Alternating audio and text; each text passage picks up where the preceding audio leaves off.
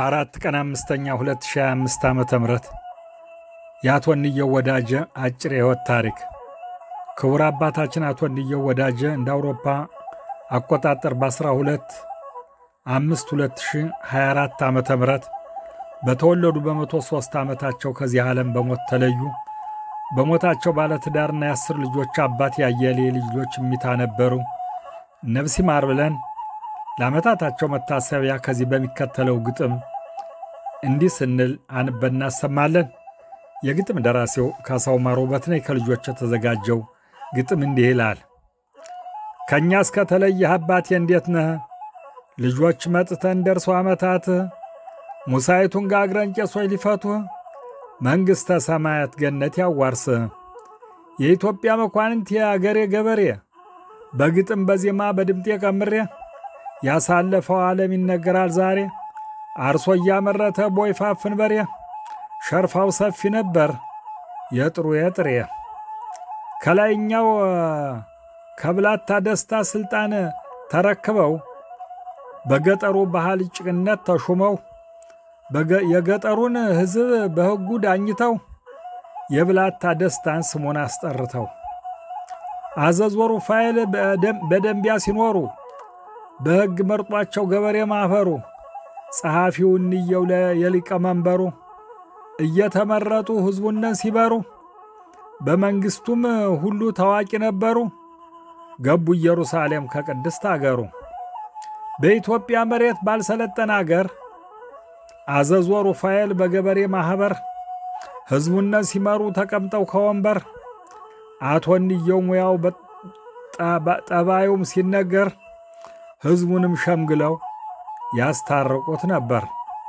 ያሳለፉት ሁሉ ግብርና ሲነገር የበሬ ዕቃው ልዩ ማረሻና ድግር የተስተካከለው ሞፈርና ቀንበር አብልቶ የሚያጠግብ ከተማና ገጠር አርሶ እያመረተ የልጁ ገበሬ ከበረት የወጣ የላሙ ልጅ በሬ ሸርፋው በጓሮ የጥሩ የጥሬ እንዲህ ነበር ብዬ ለሁሉ ነግሬ በጎረቤቶቹ በአገሩ አስመስክሬ።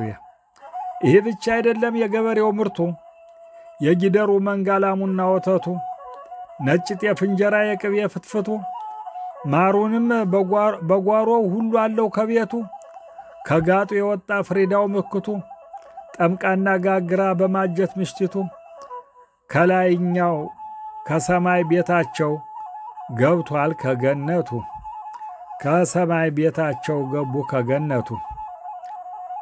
ዓለም ወርቅ ጥሩየ ፍስሐ ሁላችሁ ደመቁና ግብጡ ደርበው አብራችሁ በለጠች አራጋው ሙሳይት ጋግራችሁ በላይና መስፍን ልጆቹ ሁላችሁ አባታችን ታሞ ሐኪም ቤት ብንወስድ ዳኛው አዳልቶበት ይሙት በቃ ፍርድ እጅግሩን አስረው በቀጭን ገመድ ከሰው በላው መሬት አገቡት ጉድጓድ።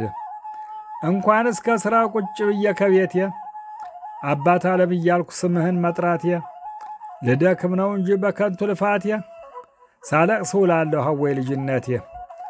ዛሬም በዓመታት በቀብርህ ደርሰን ከቀብርህ በላይ ችቦ አበባ ኑረን ስምህን በዜማው በግጥም ቀምረን በእንባ እየተራጨን ተመለስነ ዙረን።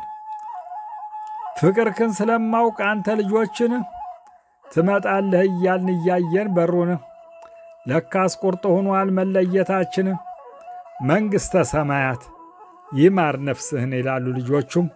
እኔም የግጥም ደራሲው ይሄንን አንብቤ ለዓመታታቸው መታሰቢያ ያልከዋለሁ። በእርግጥ የቀኑ ቀን ተነቧል እና ነፍሳቸውን ይማር።